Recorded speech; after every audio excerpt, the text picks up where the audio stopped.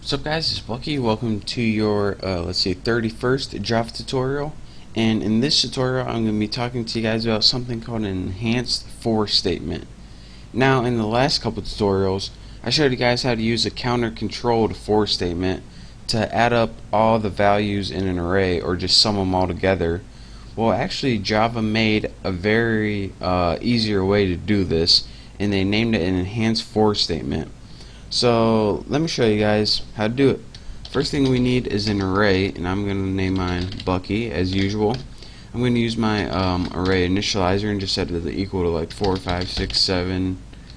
There we go. Good enough. Now let's go ahead and we need another variable to hold the sum of the array, and you can name it sum or total, whatever you want. And now let's get the good stuff, the enhanced for statement. Now this is kind of like a for loop, but it's different in a couple ways. It's different. Instead of taking 3 options, it only takes 2 different things that it needs in the parameters or parentheses. The first thing it needs is a type of data and an identifier. Now this is kind of like a counter variable in your regular for loops, but it's kind of different. This is, of course, the kind of data it takes, no surprise. In the X, what the X is it's going to store the values in the array as it's looping through your array. So the first time it loops through, it's going to store 3, then 4, then 5, then 6, then 7.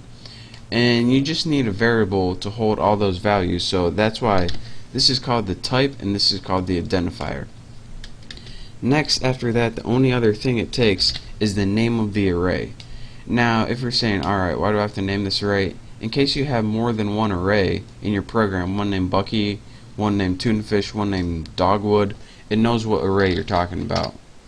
So now that we have our for loop, our enhanced for loop, or for statement with our type, identifier, and name, we can go ahead and do something with it.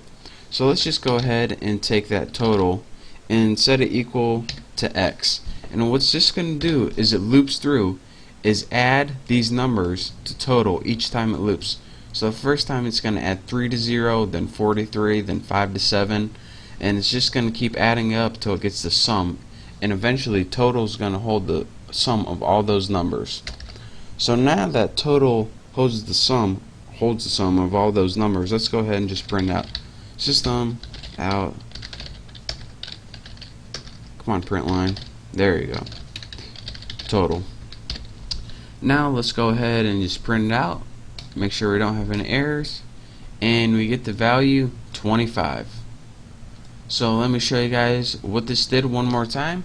We went and we made an array called Bucky using an array initializer. We then went and made another variable named total and set it equal to 0, and this would hold the sum of our array. Next, we made this special enhanced for statement. The first argument it takes is the type and identifier, what variable you want to store the array values in. Next, you need to say what array you are working with, what array you want to loop through, and now you just did anything with those values, and we just decided to add them all to total to get the sum. Lastly, we just printed it out. So that's how you use an enhanced for statement. And remember, this is a for statement that's specialized to loop through all of the elements in your array so you can do something with them. So that's that for this tutorial. Thank you guys for watching. Don't forget to subscribe to my channel, and hopefully I'll see you next tutorial.